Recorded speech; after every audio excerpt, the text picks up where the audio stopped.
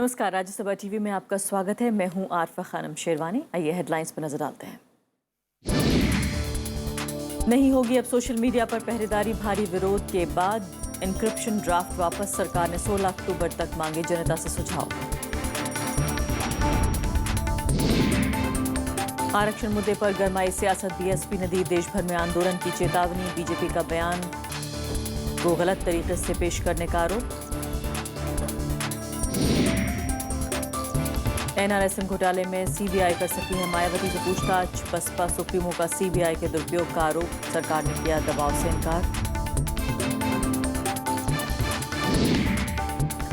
हरियाणा पंचायत चुनाव पर supreme court की रोक, न्यूनतम शैक्षणिक योग्यता पर राज्य सरकार से मांगा जवाब। 7 अक्टूबर को अगली सुनवाई। और हज की पाक रस्में शुरू, मीना में लाखों हाजियों ने की इबादत। 1.5 लाख भारतीयों समेत 30 लाख से ज्यादा ज़ायरीन पहुंचे मक्का।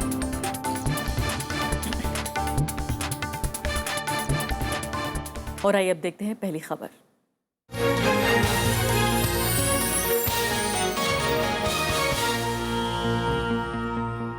हरियाणा में पंचायत चुनाव टल गए हैं। सुप्रीम कोर्ट ने चुनाव लड़ने के लिए हरियाणा सरकार की तरफ से नियमों में किए गए बदलावों पर एतराज जाहिर किया और चुनाव टालने के आदेश दे दिए। लेकिन हरियाणा सरकार उम्मीदवारों के लिए न्यूनतम शैक्षणिक योग्यता के प्रावधान पर अभी भी कायम है। मामले की अगली सुनवाई 7 अक्टूबर को होगी। के फैसले के बाद हरियाणा में 4 अक्टूबर को होने वाले पंचायत चुनाव टल गए हैं। सुनवाई के दौरान सुप्रीम कोर्ट ने हरियाणा सरकार से पूछा कि शैक्षणिक योग्यता की शर्त सिर्फ पंचायत चुनाव के लिए ही क्यों है, जबकि सांसदों और विधायकों के लिए ये नियम लागू नहीं होते। माननीय सुप्रीम कोर्ट ने 7 अक्टूबर जो है वो तारीख दी है, उस पे हियरिंग होगी और इसके बीच में जो भी चुनाव प्रक्रिया चली थी वो सारी जो है वो वाइंड अप हो जाएगी और दोबारा से नया नोटिफिकेशन आएगा। अब सुप्रीम कोर्ट ने मामले में 7 अक्टूबर तक फैसला टाल दिया है और अब निर्वाचन आयोग नए सिरे से चुनाव की तारीखों की घोषणा करेगा। लेकिन इस मामले में हरियाणा सरकार अपने रुख पर कायम है। हरियाणा सरकार ने कहा कि शैक्षणिक योग्यता की शर्त को वो नहीं हटाएगी। राज्य सरकार की ओर से पेश अटॉर्नी जनरल मुकुल रोहतगी ने कहा कि चुनाव लड़ना मौलिक अधिकार नहीं है, लेकिन जानकारों से लेकर विपक्षी दल राज्य सरकार के फैसले की आलोचना कर रहे हैं। ये डेमोक्रेटिक सेटअप जितना भी है उसके सबके खिलाफ है। ये आर्बिट्रेरी है, इलीगल है, डिस्क्रिमिनेटरी है और वायलेटिव ऑफ आर्टिकल 14, 19 एंड 21 सारे हैं। इसके पीछे मंशा एक ही है सरकार की कि चुनाव को टाला जाए। चुनाव का सामना करने से सरकार हिचक रही थी। दरअसल हरियाणा सरकार ने 21 साल बाद हरियाणा पंचायती राज एक्ट में पहली बार बदलाव किया है और 4 शर्तें लागू की हैं। इसके तहत पंचायत चुनाव लड़ने के लिए सामान्य वर्ग के लिए न्यूनतम शैक्षिक योग्यता 10वीं और दलित और महिला उम्मीदवार के लिए 8वीं पास होना जरूरी बताया गया है। बिजली का बिल बकाया नहीं होने और घर में टॉयलेट होने जैसी शर्तें भी लागू की गई हैं। हरियाणा में 3 चरणों के तहत 4, 8 और 11 अक्टूबर को चुनाव होने थे और नामांकन भी शुरू हो गया था। रविंद्र सिंह शोराण, राज्यसभा टीवी। और ये मुद्दा काफ़ी महत्वपूर्ण है क्योंकि कहीं ना कहीं जो लोकतंत्र है, उसकी जो चुनावी प्रक्रिया है, उसकी सबसे निचली सीढ़ी की हम जिक्र कर रहे हैं, जहां से बात शुरू हो रही है। फिलहाल कपिल सांकला हमारे साथ मौजूद हैं, जो कि वकील हैं सुप्रीम कोर्ट में। इसके अलावा हमारे संवाददाता रविंद्र शेरौन भी मौजूद हैं। सांकला जी, मैं आती हूँ आपकी तरफ, लेकिन से शुरुआत करना चाहती हूँ। ये जो इसका कानूनी पक्ष है बात का, वो तो हम पूछेंगे अपने मेहमान से, लेकिन मैं आपसे जानना चाहती हूँ फिलहाल कि जिस तरह से ऑपोजिशन जो आरोप लगा रहा है फिलहाल सरकार के ऊपर कि कहीं ना कहीं चुनाव टालने की एक कोशिश है, इसके राजनीतिक कारण हमें बताइए कि आखिर जो अभी फिलहाल जो शर्तें रखी हैं, जो नियम बनाया है फिलहाल असेंबली ने हरियाणा में, इसके पीछे राजनीति आप क्या देखते हैं? देखिए, जिस तरीके से जब से बीजेपी सरकार आई है वो साफ तौर पर कोई भी काम फिलहाल करती हुई ओपोजिशन को दिखाई नहीं दे रही है। वो लगातार इस तरह के इल्ज़ाम लगा रहे हैं कि चाहे वो किसान का मुद्दा हो या वो किसान की फसल का मुद्दा हो, उसमें सरकार जो है विफल रही है और यही वजह है कि सरकार जो है किसी भी तरीके से जनता को फेस करना नहीं चाहती है और ये कारण सबसे बड़ा है कि वो जनता के सामने चुनाव में नहीं जाना चाहती है। ये लगातार विपक्ष आरोप लगाता रहा है और इसीलिए सरकार जो है वो इस तरह का कानून लेकर आई है जिसको कि चैलेंज किया जा सके, जो कुछ आर्बिट्रेरी दिखे और इक्वल अपॉर्चुनिटी जो है हर उम्मीदवार को एक देता हुआ ना दिखाई दे, जिसकी वजह से वो कोर्ट में जा सकें और कोर्ट जो है फिर उसमें एक लंबा मामला लगाए या समय ज़्यादा लेते हुए फिलहाल जो है इन चुनाव को टाला जा सके। इस तरह के इल्ज़ाम जो है ओपोजिशन की तरफ से लगातार लग रहे हैं। ये जब ये आनन फानन में जिस तरीके से इस कानून को लेके आ गया, 7 तारीख को विधानसभा में ये बिल पेश हुआ, उसी दिन बिल को पारित कर दिया गया और उसी दिन राज्यपाल के दस्तखत कराने के बाद 8 तारीख को अगले ही दिन जो है नोटिफिकेशन इशू कर दिया गया कि जल्दी से चुनाव करवाने की कोशिश की जाए। सरकार इस तरीके से दिखाना चाहती है कि वो चुनाव करा रही है, लेकिन जिस तरीके से सुप्रीम कोर्ट ने कहा कि आप जो है आर्बिट्रेरी कानून बनाकर 50% जो आबादी है उसको चुनाव लड़ने से नहीं रोक सकते हैं, क्योंकि अभी तक पूरे करीब 70 साल हो गए हैं देश को आज़ाद हुए। अभी तक जिस तरीके से सरकारों की तरफ से प्रयास किए गए हैं शिक्षा देने के लिए, वो अभी तक मुकम्मल प्रयास नहीं है। सब लोगों को शिक्षा अभी तक नहीं मिल पा रही है। बावजूद उसके आप इस तरीके के आर्बिट्रेरी कानून, इलीगल कानून लेके आ रहे हैं, जिसमें कि ऑपोजिशन लगातार कह रहा है कि ये सरकार की मंशा है किसी भी तरीके से चुनाव को टालने की, सामना ना करना चुनाव का। और वाकई बहुत वैलिड बात है कि जब लोगों को शिक्षित करने के लिए उतने ज़्यादा एफर्ट्स, उतनी ज़्यादा कोशिशें नहीं लगती, तो फिर ये कानून बनाने के पीछे आखिर क्या मंशा है कि लोग पढ़े लिखे होने चाहिए, एक तरह से पिनलाइज करना या उनको सज़ा देने के तौर पर हुआ। बहुत बहुत शुक्रिया आपका रविंद्र। लेकिन कपिल सांखला जी हमारे साथ मौजूद हैं, कानूनी पक्ष जरूर उनसे जानते हैं। कपिल सांखला जी, ये बताइए कि दो तरफा जो चीज़ें नज़र आ रही हैं कि एक तरफ जो है वो असेंबली, जो कि जनता के ज़रिए चुनी गई असेंबली है, वो ये कहती है कि हम ये कानून बनाते हैं, अदालत कहती है कि ये कानून उन्हें ठीक नहीं लगता, फिर असेंबली ये कहती है कि नहीं, हम आपकी बात नहीं मानेंगे। तो ये एक तरह से बिल्कुल कानूनी, एक तरह से कहा जाए, जकड़न नजर आ रही है। कैसे हल होगा अब आगे, कैसे क्या सूरत हाल होगी? देखिए, ऐसे सुनने में आता है कि कई साल पहले हर आदमी को वोट करने का राइट नहीं था, इलेक्शंस लड़ने का राइट नहीं था। उसके बाद सुनने में आता है कि ज़्यादातर हिंदुस्तान में काफ़ी क्रिमिनल्स थे जो इलेक्शंस लड़ते थे, गुंडागर्दी बहुत थी। तो काफ़ी प्रगतिशील स्टेप्स लिए गए हैं इतने सालों में पॉलिटिक्स को साफ करने के लिए और लोगों को आगे बढ़ाने के लिए। मेरे हिसाब से जो ये स्टेप है, ये भी बड़ा एक प्रगतिशील परिवर्तन है हमारे इलेक्टोरल प्रोसेस का। और मैं उम्मीद ये करूँगा कि हमारी ऑनरेबल सुप्रीम कोर्ट उसको उस नज़र से देखे कि हरियाणा में खाप पंचायत एक ऐसी बीमारी है जिसकी वजह से काफ़ी हज़ारों लाखों लोगों ने सफ़र करा है। और ये इस तरह की जो एक्टिविटीज़ हैं, इस तरह का जो लॉ बनाया जा रहा है, उससे सिर्फ लोगों को फ़ायदा होगा, नुकसान नहीं होगा। पढ़े लिखे लोग जब आगे आएंगे और जब पढ़ने के लिए इंसेंटिव होगा इंसान के पास, तभी हमारा देश आगे बढ़ पाएगा। और जो पंचायती पॉलिटिक्स है वो तो ग्रास रूट पॉलिटिक्स है, वो सबसे ज़्यादा शुरुआती पॉलिटिक्स है। तो अगर वहीं से हम ये रूल बना दें कि कि बिजली का आपने बिल जमा कर रखा हो, कि आप 10वीं क्लास पास हो या 5वीं क्लास पास हो, तो मेरे ख्याल से ये बहुत ही अच्छा स्टेप है, ये बहुत ही अच्छा कानून बन रहा था। लेकिन और कई पेच हैं। एक्चुअली कपिल सांखला जी, इसमें कई पेच हैं। पहली बात तो ये कि जो आज चुनाव लड़ना चाहता है वो वापस जाकर अपनी शिक्षा पूरी नहीं कर सकता, 10वीं पास नहीं कर सकता। इसका मतलब ये हुआ कि मौजूदा जो दौर में लोग हैं वो चुनाव नहीं लड़ सकते। खबरें इस तरह की भी छप रही हैं कि इसको कवर करने के लिए लोग इस तरह की महिलाओं से शादियां कर रहे हैं जो BA पास हैं या MA पास हैं, ताकि उनको कैंडिडेट के तौर पर एक परोक्ष रूप से कैंडिडेट खड़ा कर सके अपने परिवार की तरफ से। तो जाहिर है लोग उसका एक इनडायरेक्ट तरीका निकालने की कोशिश कर रहे हैं। और तीसरा जो बहुत ही महत्वपूर्ण, बहुत मजबूत आर्ग्यूमेंट है, वो ये है कि ज्यादातर निचले तबके के जो लोग हैं या निचली जातियों के जो लोग हैं उनमें पढ़ाई लिखाई कम है, तो जो नेचुरल लीडरशिप है आप उसको रोक रहे हैं इस तरह की शर्तें लगाकर। आप एकदम सही कह रहे हैं, पर वो आप इमीडिएट इफेक्ट देख रहे हैं। मैं आज से 5 साल बाद की चीज़ देख रहा हूँ। मैं देख रहा हूँ कि हर माँ बाप अपने बच्चे को स्कूल में डाल रहा है, या जो बड़े लोग हैं वो एडल्ट एजुकेशन सिस्टम में जा रहे हैं और 1 साल या 2 साल के बाद कुछ तैयारी करके कुछ पढ़ के आते हैं। आज ऐसा हाल है कि गांव में माँ बाप अपने बच्चों को स्कूल नहीं भेजते हैं। मिड डे मील शुरू करी गई थी सरकार ने, कुछ पैसे देना शुरू करे गए थे, उसके बाद भी बच्चे स्कूल नहीं जा रहे हैं। मैं ये देखता हूं कि 5 साल में जो नीचे के तबके के लोग हैं वो अपने बच्चों को स्कूल सिर्फ इसलिए भेजेंगे क्योंकि उनको मालूम है कि वो बड़े होकर आगे के लीडर्स बन सकते हैं, और एक पढ़ा लिखा लीडर मेरे ख्याल से एक अनपढ़ लीडर से काफी अच्छा रहेगा। ये तो सच्चाई है जो आप भी जी मानेंगे। हाँ, लेकिन आर्ग्यूमेंट ये भी इसके खिलाफ दिया जा रहा है कि पढ़ाई लिखाई से जो विजडम है वो नहीं आता जिसकी की दरकार है आज की पॉलिटिक्स में। और दूसरी बात ये भी है कि कहीं ना कहीं जो पूरी पॉलिसी है वो पीनलाइजिंग की पॉलिसी ना बने। ये भी बात हो रही है कि एक लोकतंत्र में जो है विकल्प एक बहुत बड़ी चीज़ होती है, जिसमें कहीं ना कहीं आपको ये विकल्प मिलना चाहिए कि आप ये कर सकते हैं या नहीं कर सकते, बजाय इसके कि वाकई किसी चीज़ पर पाबंदी लगाई जाए। यानी कि प्रोत्साहन की राजनीति होनी चाहिए, ना कि पीनलाइजिंग की। और खासकर जब सरकारें हमारी शिक्षा को लेकर उतनी गंभीर भी नजर नहीं आती तो कैसे सजा दे सकती हैं किसी को कि वो पढ़ा लिखा नहीं है, तो इस क्लास तक नहीं पढ़ा है तो चुनाव नहीं लड़ सकता। देखिए, सिर्फ हमारा ही देश है दुनिया में जो कि एक प्योर डेमोक्रेटिक सेटअप है, ना कैपिटलिस्टिक ना किसी और तरीके का, पर प्योर डेमोक्रेसी। यहाँ पे हम चूज करते हैं कि हमने आगे क्या करना है, पर जो हमारी तरफ से नुमाइंदे हैं जो चूज कर रहे हैं, उनको चूज करते हुए ये जरूर देखना चाहिए कि उनको उतना ज्ञान तो है कि जो वो चूज कर रहे हैं वो घटियानुसी ना हो, वो पुराना ना हो।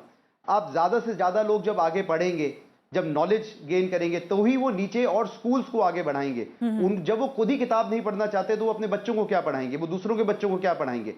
तो जो हमारी सरकार आज तक फेल हो रही थी, जो एजुकेशन को एम्फसाइज नहीं कर पा रही थी, वो इसीलिए नहीं कर पा रही थी क्योंकि जो नुमाइंदे थे हमारे वही पढ़े लिखे नहीं थे। उनको लगता था कि जब मैं यहां तक पहुंच गया हूं तो मेरे बच्चे भी पहुंच जाएंगे, पढ़ाने की क्या जरूरत। अब आगे क्या होगा इसका कानूनी, किस तरह से इसको समझने की कोशिश करें कि अगर ये तय कर ले असेंबली कि वो नहीं इस बात को मानेगी, तो किस तरह से अदालत और असेंबली के बीच में बात होगी?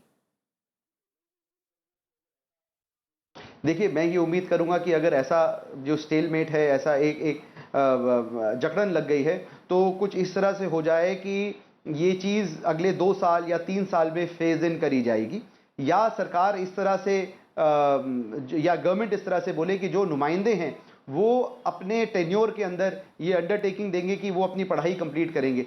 कुछ ऐसा ज़रूर होना चाहिए जो कि प्रगतिशील हो, कुछ ऐसा ज़रूर होना चाहिए कि नीचे के तत्वे में जो शुरुआती तत्वा है, जो पंचायती है, वो खाप पंचायत से हटके प्योर डेमोक्रेसी में आए, जहां पे कास्ट, कलर, क्रीड नहीं, ये देखा जाए कि इंसान दूसरे इंसान की मदद करके आगे बढ़ने के लिए कोशिश कर रहा है और हमारा देश आगे बढ़ रहा है। बहुत बहुत शुक्रिया कपिल साकला जी आपका। तो फिलहाल ये थी हमारी पहली खबर और छोटा सा ब्रेक।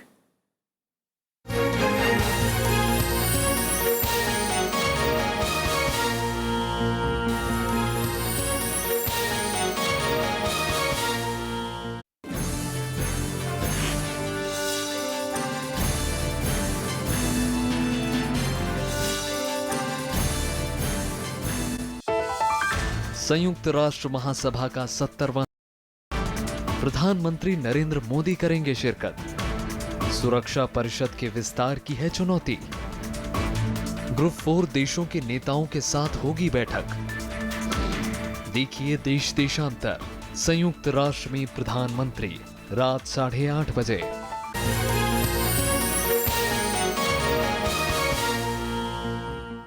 केंद्र सरकार ने फिलहाल नेशनल इंक्रिप्शन पॉलिसी पर अपने रुख में बदलाव किया है। सरकार ने आज साफ किया कि व्हाट्सएप, फेसबुक और दूसरे सोशल मीडिया मैसेजिंग सर्विसेज को 90 दिनों तक सुरक्षित रखने के प्रावधान को वापस लिया जाएगा। सरकार ने इंक्रिप्शन नीति पर जनता से 16 अक्टूबर तक सुझाव भी मांगे हैं। व्हाट्सएप, फेसबुक चैटिंग या गूगल हैंगआउट जैसी सोशल मैसेजिंग सेवाओं पर सरकारी नियमन की बात सामने आने के बाद आखिरकार सरकार को सफाई देने के लिए उतरना पड़ा। केंद्रीय संचार मंत्री रविशंकर प्रसाद ने मंगलवार को बताया कि ड्राफ्ट को वापस लिया जाएगा। I have personally seen that some of the expressions used in the draft are giving rise to uncalled for misgivings.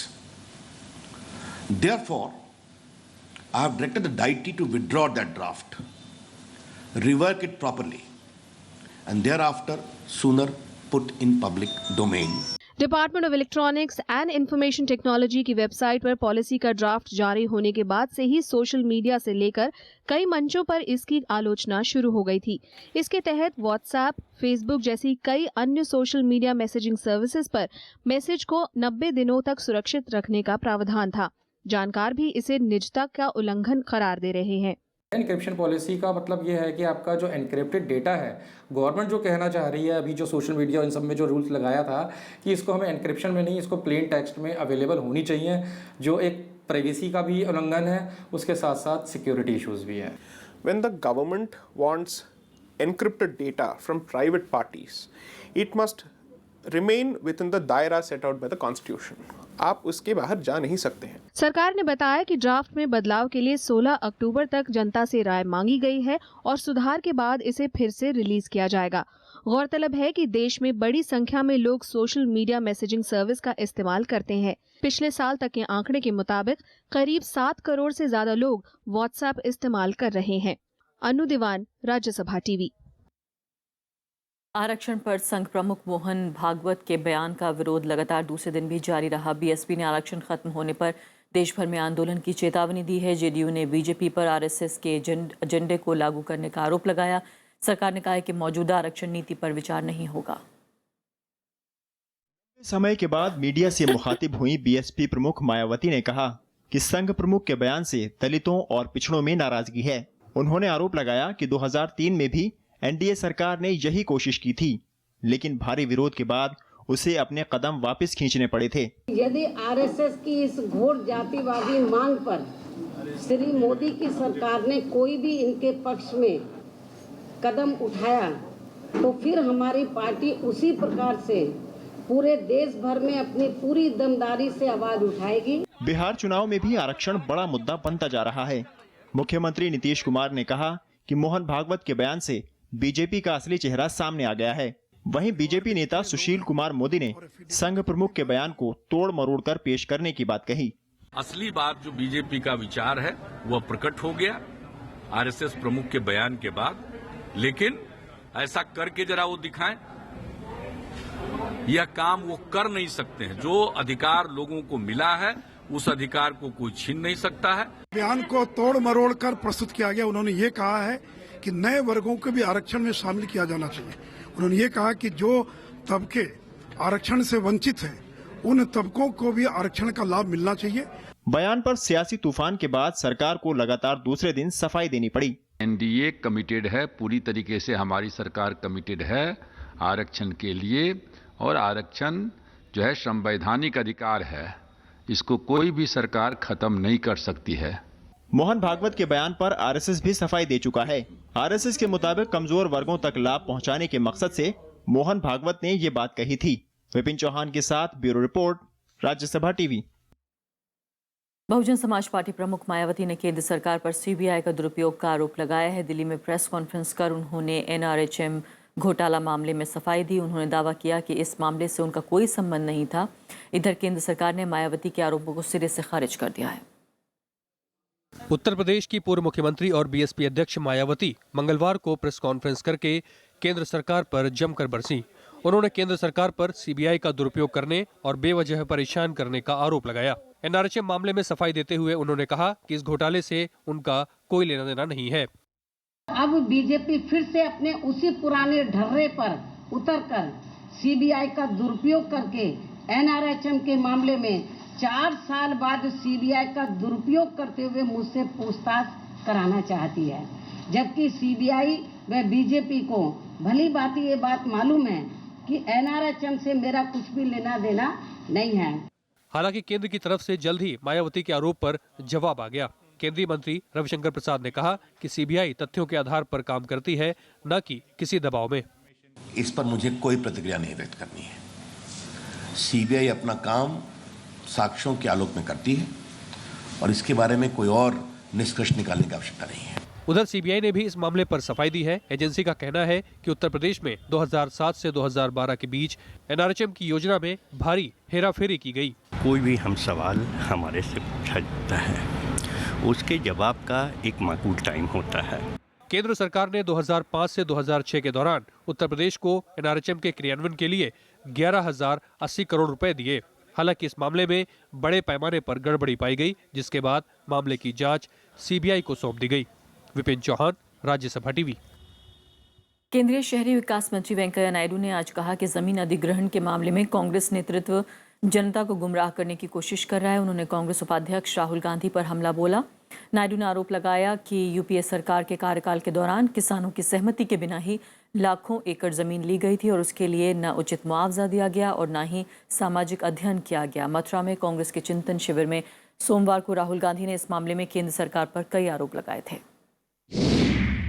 लाखों एकड़ जमीन उन्होंने किसानों से खींच लिया, उनका अनुमति कंसेंट दिया नहीं और उनका सोशल जो आप लोग उन्होंने इम्पैक्ट स्टडी किया नहीं और उन्होंने 4 गुना कॉम्पेंसेशन दिया नहीं, उन्होंने किसी को नौकरी दिया नहीं। Forceful acquisition, now they are shedding crocodile tears. चुनाव आयोग ने पश्चिम बंगाल के बीजेपी नेता जॉय बनर्जी के विवादित बयान पर पार्टी से जवाब मांगा है। अभिनेता से नेता बने जॉय बनर्जी ने एक रैली में कहा कि चुनाव आयोग का नियंत्रण उनकी पार्टी के हाथों में है। बीजेपी अध्यक्ष अमित शाह को 25 सितंबर तक जवाब देना है। और अब बिहार चुनाव के बाद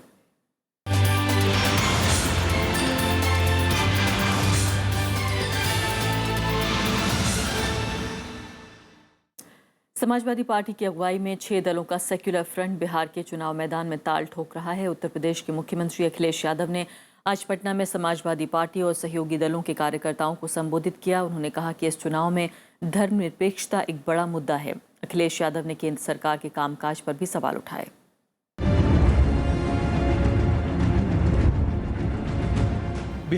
सियासी समर में मंगलवार को उत्तर प्रदेश के मुख्यमंत्री अखिलेश यादव ने सेकुलर फ्रंट के प्रचार अभियान का आगाज किया। उन्होंने पटना के श्री कृष्ण मेमोरियल हॉल में पार्टी कार्यकर्ताओं को संबोधित किया।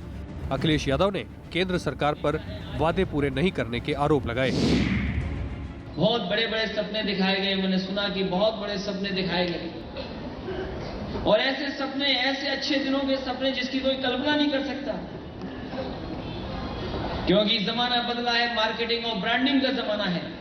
वो उस पार्टी का नारा नहीं था, वो ब्रांडिंग और मार्केटिंग वाली कंपनी का नारा था। अखिलेश यादव ने चुनाव में सेकुलर फ्रंट की जीत का दावा किया और धर्मनिरपेक्षता को बड़ा मुद्दा बताया। आज बिहार की जनता को जरूरत है एक सेकुलर रास्ते की। बिहार की जनता की जरूरत एक सोशलिस्ट रास्ता हो। और मैं ये कह सकता हूँ जितने लोग बैठे हैं और ये गठबंधन जो आगे काम करेगा, ये सेकुलर और सोशलिस्ट रास्ता बिहार में तय कराने का काम। समाजवादी पार्टी पहले जेडीयू, आरजेडी और कांग्रेस के महागठबंधन का हिस्सा थी, लेकिन सीट बंटवारे से नाराज होकर वो अलग चली गई। बाद में समाजवादी पार्टी ने 5 दलों के साथ मिलकर सेकुलर फ्रंट बनाया है। इसमें समाजवादी पार्टी के अलावा एनसीपी, समाजवादी जनता दल डेमोक्रेटिक और पीएस संगमा की एनपीपी, पप्पू यादव की जन अधिकार मोर्चा और समरस समाज पार्टी शामिल है। अमिताभ अरुण दुबे के साथ ब्यूरो रिपोर्ट, राज्यसभा टीवी।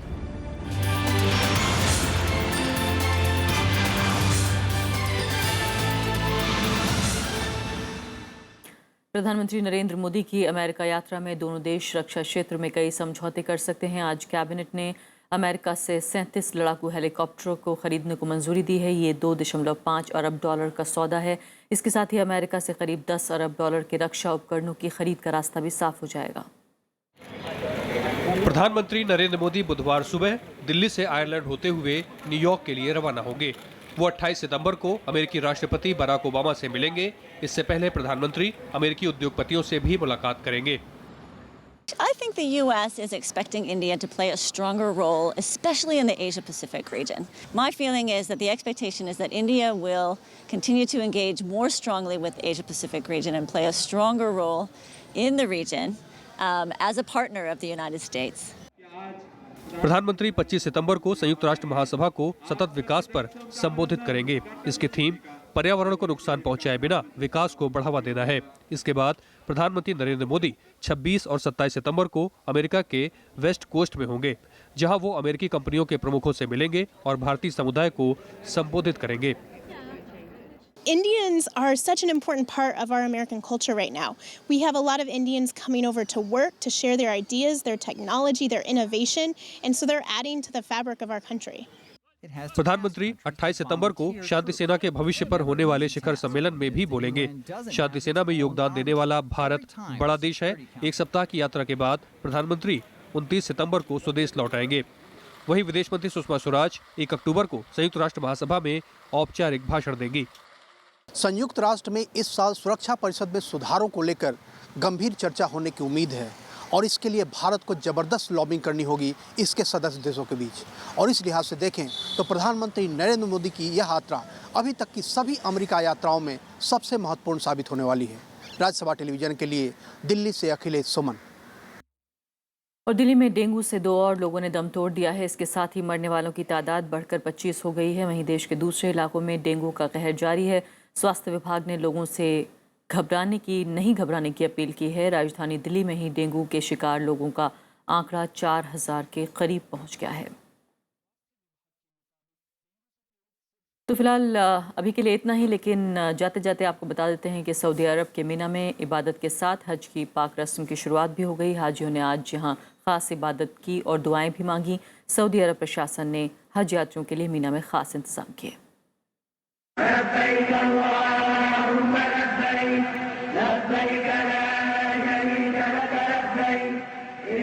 दुनिया भर से सऊदी अरब पहुंचे हाजियों ने मीना की घाटी में खास इबादत की। जायरीनों ने पवित्र कुरान की आयतें पढ़ी और दुआएं मांगी। सऊदी सरकार ने हाजियों की सुविधाओं के लिए खास इंतजाम किए हैं। मुस्तहदफ़ा من قبل التنظيمات والجماعات الإرهابية يعني وفي هذا العام 1436 يعني تعرضنا في أكثر من موقع لاعتداءات إرهابية। सुरक्षा के मद्देनजर जगह जगह सीसीटीवी कैमरे लगाए गए हैं। हाजियों की सुरक्षा के लिए 1 लाख सुरक्षा कर्मियों को तैनात किया गया है। लोगों की मदद के लिए आतंकवाद विरोधी यूनिट, यातायात पुलिस और आपात सिविल डिफेंस कर्मियों को लगाया गया है। इसके अलावा सेना और नेशनल गार्ड के अतिरिक्त सैनिकों को भी तैनात किया गया है। الأساسية هنا في غرفة المراقبة التوازنية هي تغطية جميع المشاعر المقدسة بمواقع الكاميرات المنتشرة اللي 7000 كاميرا منتشرة على مستوى المشاعر المقدسة بما فيها الطيران العمودي.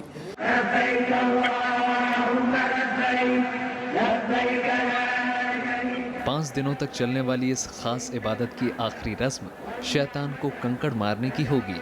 हज के लिए इस साल 30 लाख से ज्यादा हाजी सऊदी अरब पहुंचे हैं। इसमें करीब 1.5 लाख भारतीय हज यात्री भी शामिल हैं। मक्का की मशहूर मस्जिद अल हरम में क्रेन हादसे के बाद सुरक्षा इंतजाम को और बढ़ा दिया गया है। इस हादसे में 107 लोगों की मौत हो गई थी, जिसमें 11 भारतीय भी शामिल थे। Bureau report, Rajya Sabha TV.